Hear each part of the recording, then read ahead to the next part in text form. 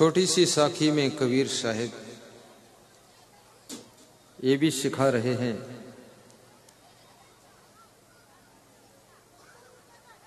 कि रोते हुए जन्म हुआ है, लेकिन जब तुम्हारा जन्म हुआ है तुम्हारे घर के लोग खुशियां मनाते थे। तुम्हारे जन्म लेने के कारण वे खुश थे।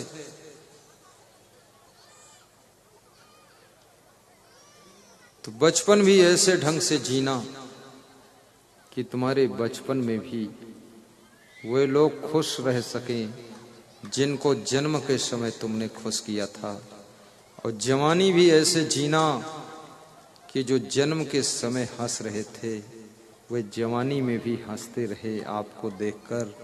अब बुढ़ापा ऐसे गुजारना कि बुढ़ापा में भी उनको खुशियां देना, और जब मरना तब उनके आंखों में आंसू छोड़कर चले जाना, और वो याद करते रहें कि ऐसा हमारे घर का एक आदमी आज मर गया है जिसकी वजह से पूरा घर सूना हो गया है। ऐसी जिंदगी बिता।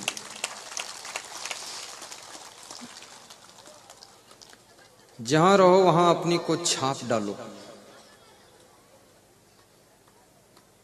तुम्हारा प्रभाव पड़ना चाहिए।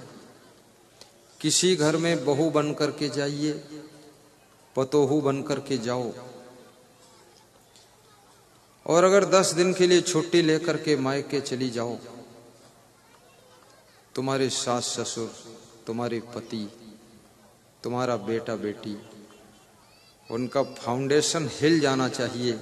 रोज तुमको याद करें कि उनको बुलाओ, नहीं तो घर संभलेगा नहीं। ऐसी अपनी ताकत वहां दिखाना चाहिए। ऐसी सासू बनो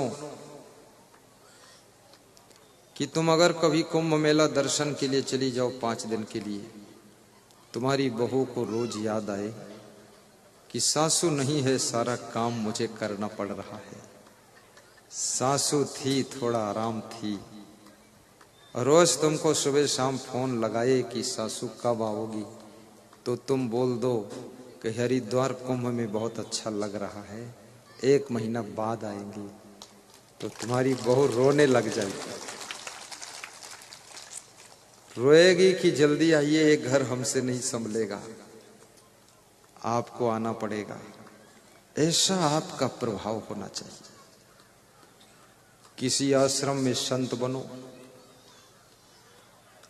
तो ऐसे संत बनो कि आपके बिना वहां लोगों को लगना चाहिए कि आश्रम नहीं चल पाएगा। ऐसे संत बनो कि आपकी उपस्थिति में आश्रम का विकास हो, आश्रम में रहने वाले संतों को सुविधा हो। मैं एक बार विदेश गया था, Hong Kong, Indonesia, Malaysia, Thailand, Langkawi, Dubai और लंका।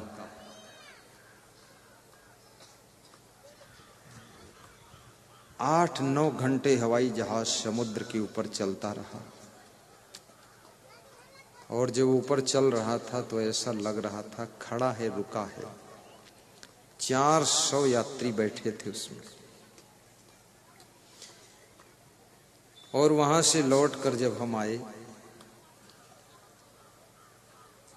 तो हमारा एक संत, वो हरीश दास, कह रहा था कि आप चले गए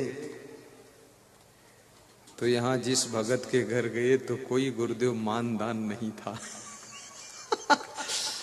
सब सूना सूना था। आपके साथ में कोई सामान की कमी नहीं रहती है। वो जिस भगत के यहाँ रुके वो सब्जी भी नहीं लाया। तो कह रहे थे आपके प्रभाव से हम लोग भी माल उड़ाते और आप 6-7 दिन के लिए अब्सेंट हो जाए, उसी में एहसास होने लगता है कि हमारे बीच में कोई व्यक्ति नहीं है।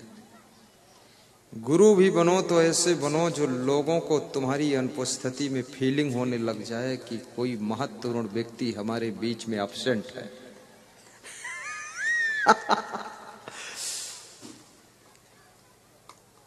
और शिष्य भी ऐसे बनो कि जो गुरु तुमको हर समय साथ रखने की इच्छा रखे। ऐसे गुण आपके अंदर होने चाहिए। गुरु का मन हो ये शिष्य मेरे साथ रहे, विदेश जाऊं तो, हवाई जहाज में जाऊं तो। अभी हमारे ये संत ने हवाई जहाज में 2 यात्राएं किया, लखनऊ टू बॉम्बे, बॉम्बे टू बनारस। बड़ा खुश नजर आ रहा था।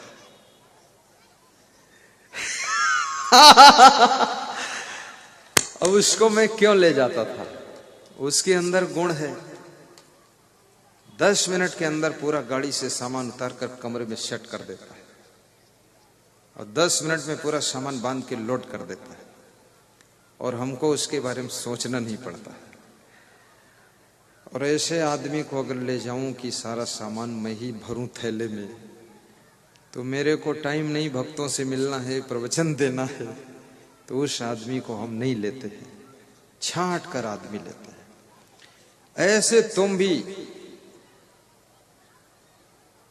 टाप के पुत्र बनो, तुम्हारे पिताजी भी तुमको याद करते रहे। ऐसे भक्त बनो जो तुम्हारा गुरु तुमको याद करे कि हरिद्वार कुंभ में हीरई लाल को बुलाओ, सेवा करेंगे, खड़े हो। सेवा का भाव याद किया जाएगा। आज इस धनुषा जिले में बहुत सारी यादगारियां हमको मिल रही हैं। मैं यहां सबसे बड़ी चीज ये देख रहा हूं कि यहां भक्तों के अंदर प्रेम बहुत है,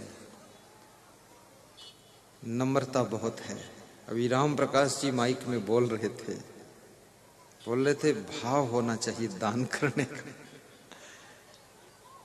तो मैंने कहा तुमने क्या दान दिया है, पूछा उनसे। बोले जो कम पड़े वो सब हम देंगे, और कौन देगा।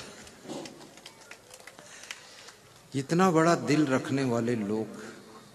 जिस स्कूल में ठहरा हूं, इस स्कूल के मालिक श्री, क्या नाम है,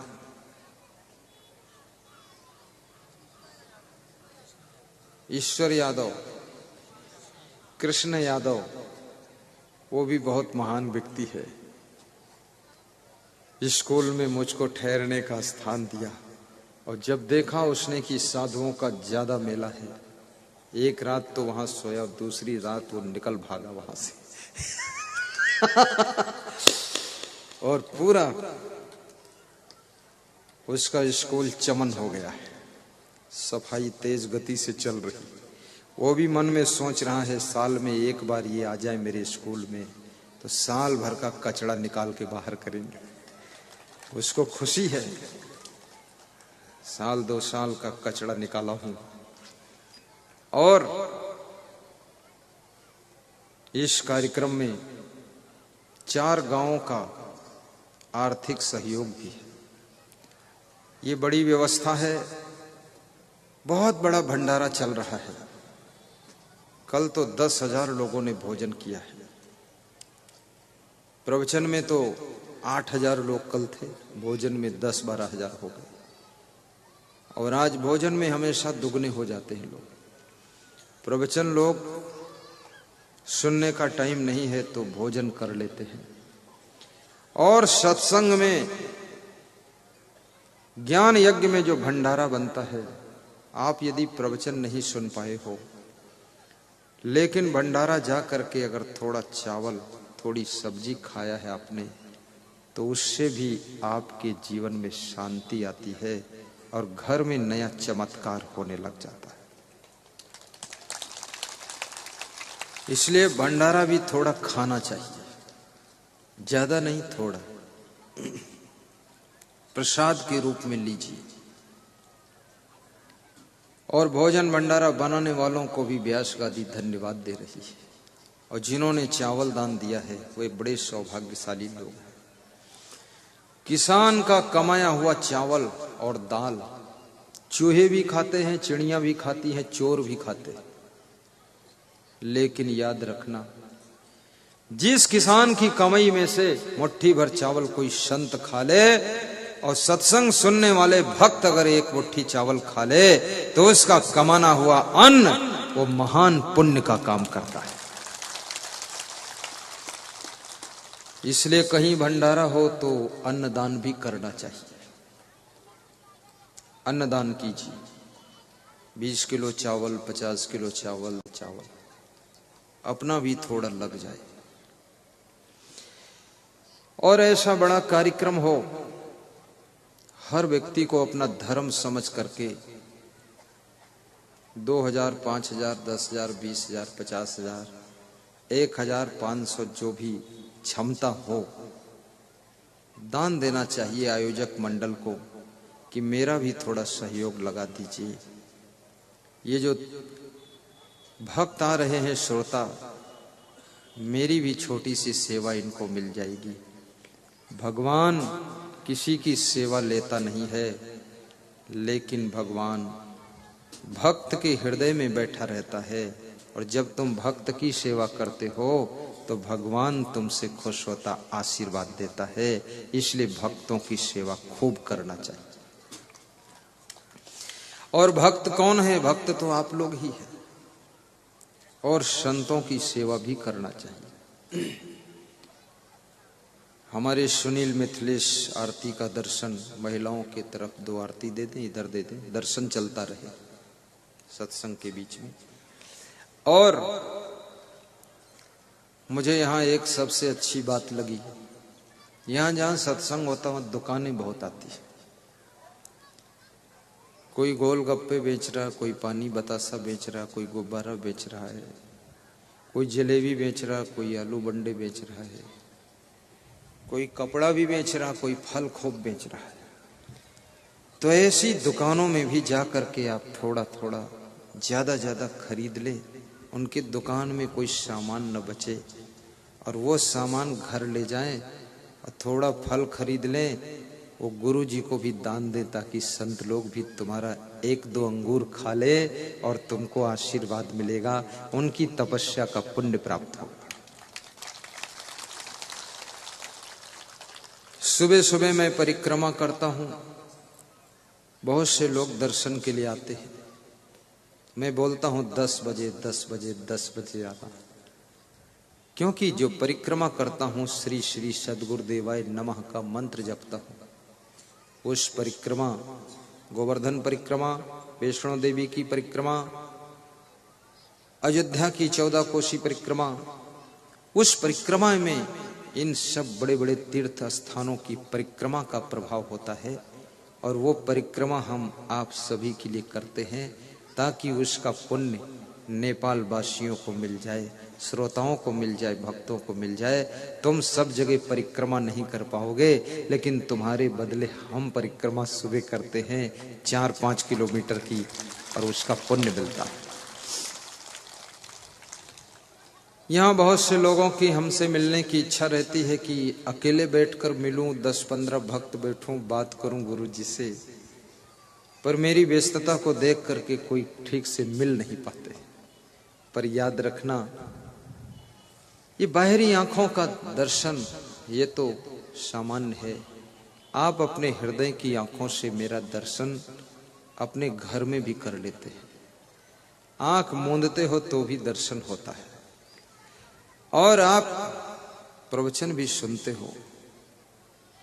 हम तो अपने गुरुदेव का भी आशीर्वाद आपके लिए मांगते हैं कि तुम्हारे घर में जो भी समस्या हो उसका समाधान हो, और जो कमी हो उसकी पूर्ति हो, जो दुख हो वो दूर हो।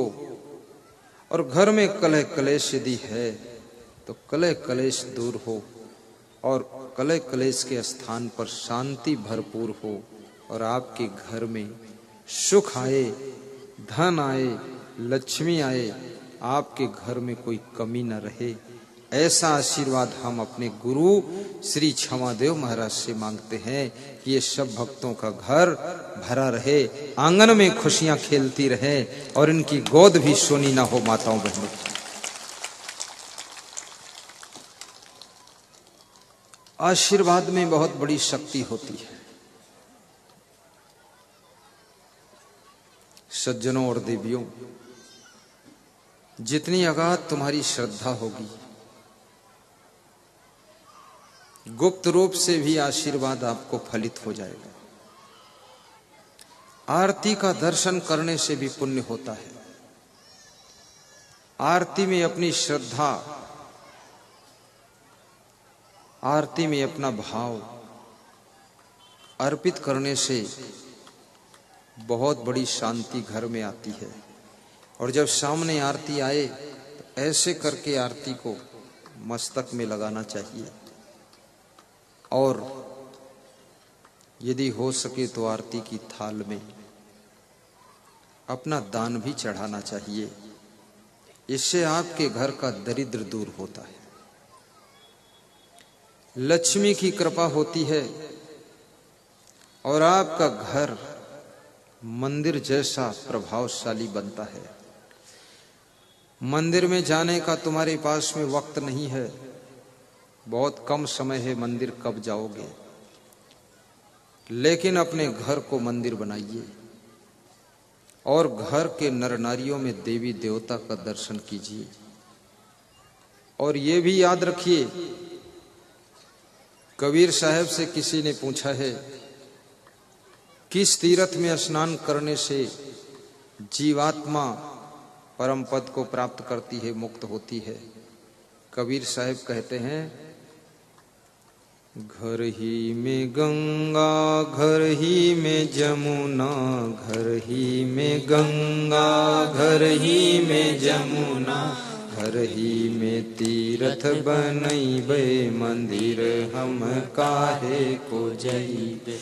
घर ही में तीर्थ बनैबे, मंदिर हम काहे को जइबे। घर ही में गंगा, घर ही में जमुना, घर ही में गंगा, घर ही में जमुना, घर ही में तीर्थ बनैबे, मंदिर हम काहे को जइबे। घर ही में तीर्थ बनैबे, मंदिर हम काहे को जइबे।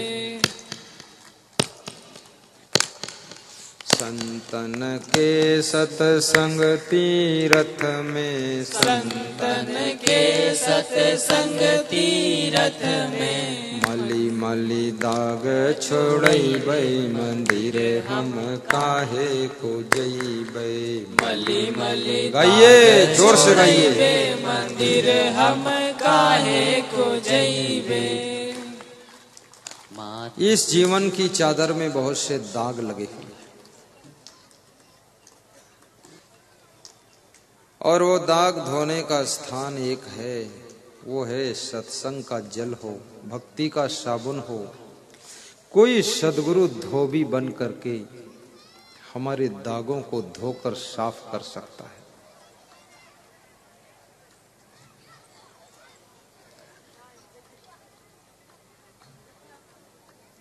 बहुत बड़ी बात है। आरती दर्शन की सेवा कोई भी माता बहन कर सकती है, उससे भी पुण्य मिलेगा। सबको प्रेम से दर्शन कराइए, ध्यान को एकाग्र करिए।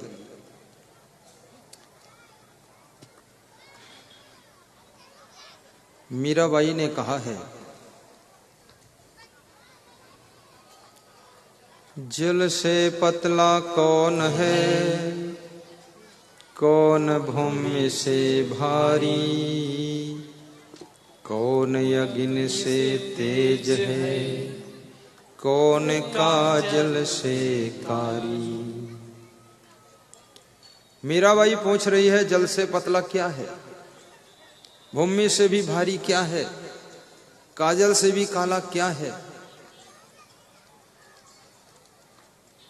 और आग से भी ज्यादा बड़ी, सबको जलाने वाली आग क्या है? तो मीरा को उत्तर कृष्ण दे रहे हैं, मीरा, ए मीरा, जल से पतला ज्ञान है, ज्ञान जल से पतला, पाप भूमि से भारी, क्रोध यज्ञ से तेज है, कलंक काजल से काली। वाह, ताली बजा दो।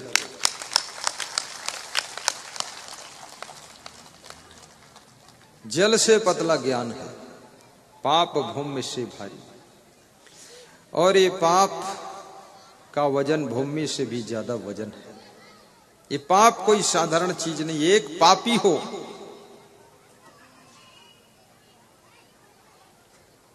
तो उस एक पापी के पाप के प्रभाव से तमाम सज्जनों की जिंदगी भी खतरे में है। और अगर एक पुण्य आत्मा आपके बीच में बैठा है, हजारों के बीच में, उस पुण्य आत्मा के पुण्य के प्रभाव से हजारों आत्माएं सुरक्षित रहती हैं। एक छोटी सी घटना है। बीरगंज से काठमांडू एक बस जा रही थी और बस में 50 सवारी बैठी हुई थी। बात को समझना बड़ी मार्मिक बात है। चुपके चुपके आरती का दर्शन करते रहिए और बात को समझते रहिए। रास्ते में अचानक पानी बरसने लगा, घनघोर वर्षा होने लगी, बादलों के बीच में बिजली कड़कने लगी, मूसलाधार वर्षा प्रारंभ हो गई, छोटे मोटे पहाड़ खिसकने लगे और बिजली इतने जोर से कड़कती थी कि उस चलती हुई बस के सामने आकर चमकती थी। ड्राइवर का दिल दहल जाता था कि कुछ होने वाला है, लेकिन उस बस के ऊपर ऐसा लगता था बिजली गरजी और गिर गई। अब बस के लोग मर गए सब, लेकिन गिरती नहीं थी। बस के ड्राइवर ने गाड़ी रोकी और कहा कि देखो, अच्छी जगह गाड़ी रोका, पानी हल्का हो गया, बिजली गरज रही है, बादल में चमक रही है। ड्राइवर ने कहा कि इसमें कोई ना कोई आदमी ऐसा बैठा है जिसकी वजह से बिजली बस के ऊपर आ रही है। वो पापी आत्मा इसमें से निकले तो पहचान क्या है? सामने एक पेड़ लगा है, एक एक करके उतरो और पेड़ को छू करके आओ, बैठो। जो पापी होगा पेड़ को छूते ही पेड़ पर बिजली गिरेगी और वो मर जाएगा। और इसके अंदर बैठे रहोगे, बिजली गिरेगी तो सब मर जाएंगे। निकलो। एक एक करके सब गए और पेड़ को छू छू कर आए। सब डर डर कर गए कि मेरे ऊपर ही बिजली न गिर जाए। आखिरी में ड्राइवर का नंबर आया कि तुम भी जाओ। ड्राइवर भी गया, डर करके दौड़ कर गया, पेड़ को छू के आ गया, बिजली नहीं गिरी। कंडक्टर का नंबर आया कि तुम जाओ। कंडक्टर बोला मैं नहीं जाऊंगा। बोले नहीं, जाना पड़ेगा। तो उसको ढकेल कर भेजा, वो भी गया, पेड़ को छू कर आ गया और बिजली नहीं गिरी।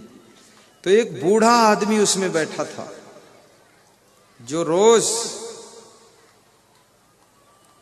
प्रवचन भी सुनता था, गाय को चारा भी खिलाता था और कोई गरीब मिल जाए उसको थोड़ा दान भी दे देता था। वो बूढ़ा आदमी बैठा था। लोगों ने कहा बूढ़े बाबा तुम बचे हो, तुम भी जाओ, पेड़ को छू कर आओ। तो उस बुढ़े ने कहा मुझे क्यों उतारोगे? गरीब हूं, कमजोर हूं, बुढ़ा हूं, उतरूं चढ़ूं इस बरसात में, कीचड़ में फिसल जाऊं, बैठने तो मत उतारो। नहीं नहीं बाबा उतरना पड़ेगा, तुम अकेले बचे हो। उसको उतारा जबरदस्ती और कहा जाओ पेड़ को छुओ जाकर। और ज्यों ही बूढ़ा आदमी गया और पेड़ को छुआ, छूते ही जोर से बिजली कड़की बादलों में और बहुत तेज बिजली गिरी। लेकिन बिजली कहां गिरी? बिजली बस के ऊपर गिरी और बस में जो 49 आदमी बचे थे वो मर गए और बुढ़ा आदमी बच गया।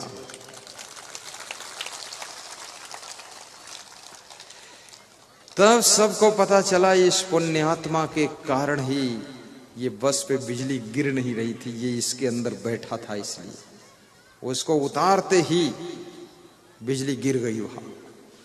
तो याद रखना, तुम्हारे घर में भी कोई ऐसा पुण्य आत्मा हो सकता है, तुम्हारे आश्रम भी कोई ऐसा पुण्य आत्मा हो सकता है, तुम्हारे गांव में कोई ऐसा पुण्य आत्मा हो सकता है, देश के अंदर भी, जिसके कारण तुम्हारे ऊपर समस्याओं की गाज नहीं गिर रही है, दुखों की बिजली नहीं गिर रही है। उस पुण्य आत्मा को संभाल कर रखना, उसको कभी ठुकरा के निकालना मत, नहीं तो उसी दिन दुखों की बिजली गिर जाएगी, विपत्ति की बिजली गिरेगी।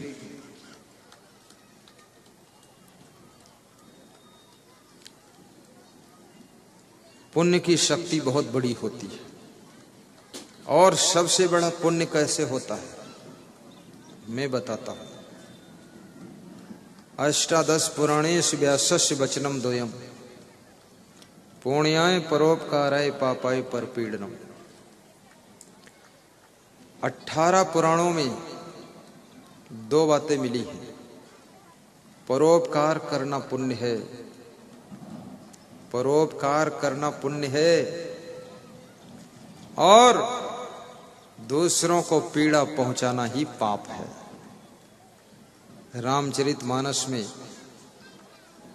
तुलसीदास ने बहुत सुंदर चौपाई लिखी है, गाइए इस चौपाई को। परहित सरिष धर्म नहीं भाई, पर पीड़ा सम नहीं अधमाई। गाओ, 3 बार दोहराओ। परहित सरिष धर्म नहीं भाई, पर पीड़ा सम नहीं अधमाई, पर पीड़ा सम नहीं अधमाई, परहित सरिष धर्म नहीं भाई। परहित जनहित, लोकहित, सबका हित।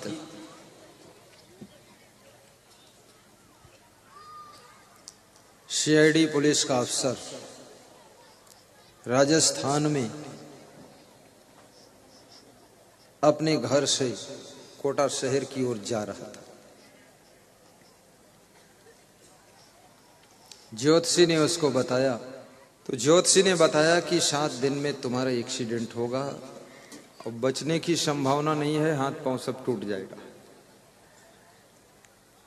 सीआईडी पुलिस का अफसर था, थोड़ा डर भी लगा उसको। ज्योतिष की बातें कभी कभी सच भी निकलती है और कभी कभी झूठी भी हो जाती है।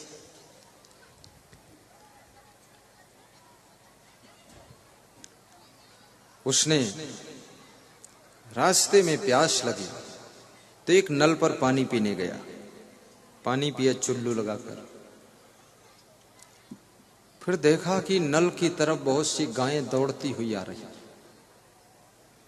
तो उन गायों को देख करके उसके मन में आश्चर्य हुआ कि ये गायें दौड़ती हुई आ रही हैं, क्यों आ रही हैं? लोगों से पूछा ये गायें क्यों आ रही हैं, तो उसको बताया कि ये गायें प्यासी हैं और दौड़कर भागकर इसलिए आ रही हैं कि नल के पास में छोटा सा गड्ढा है, उस गड्ढे में थोड़ा पानी है और जो पहले गाय आ जाएगी वो पानी पीने को पाएगी, इसलिए दौड़ कर आ रही है। कौन पहले पहुंचे, ऐसा गायों में कंपटीशन। तो उस व्यक्ति ने कहा कि आज मैं कुछ नहीं कर पाऊंगा, लेकिन सर्विस पे पहुंचू न पहुंचू पर इन गायों को नल चलाकर पानी पिलाऊंगा। तो उसने नल का हत्था पकड़ लिया, 3 घंटे तक नल चलाता रहा और गायों को पानी पिलाता रहा। गायें पी पी करके जाती रही 3 घंटे नल चलाया, पसीना पसीना हो गया। उस व्यक्ति का नाम पता भी बताऊंगा। और उसके बाद वहां से चला कोटा शहर की ओर राजस्थान में, और रास्ते में एक्सीडेंट हुआ और वो बेहोश हो गया। हॉस्पिटल पहुंचा, शाम को होश आया, हाथ में थोड़ा चोट लगी यहां। 3 दिन बाद घर वापस आया और फिर उस ज्योतिषी से मुलाकात हो गई और ऑफिस जा रहा था एक दिन। ज्योतिषी ने कहा तुम्हारे एक्सीडेंट हुआ नहीं? बोले हुआ। तो बोले मरे नहीं। बोले मरे होते तो मिलते कैसे? तो बोले मरे कैसे नहीं, ये 7 दिनों में कोई तुमने क्या पुण्य का कार्य किया है? बोले और तो कुछ नहीं किया हूं, एक संत का चरण छुआ था, दक्षिणा दिया था, और 50 गायों को नल चला कर पानी पिलाया था 3 घंटे तक। ज्योतिषी ने कहा गौ माता की सेवा और संत की सेवा और माता पिता की सेवा तुम्हारे एक्सीडेंट को हल्का कर देती है, इसलिए तुम आज बच गए। छोटी सी बात है, सिंपल सी बात है। जब तुम बाहर कभी जाया करो तो एक काम कर लिया करो, अपने माँ के पैर छू कर जाया करो, बहुत आपत्तियों से बचोगे आप। पिता के पैर छूकर मस्तक में लगाकर और पिता से बताकर जाया करो कि मैं जा रहा हूं, शाम को 5 बजे आ जाऊंगा। इसमें ऐसे कितने लोग हैं जो अपने माता पिता के पैर छूते हैं? जरा हाथ ऊंचे उठाए। Very good. नेपाल में अभी भी सतयुग है। ऐसे कितने लोग हैं जो अपने बेटे के पैर छूते हैं? हाथ उठाए। महिलाओं ने हाथ उठाया है कि हम अपने बेटे के भी पैर छू लेते हैं।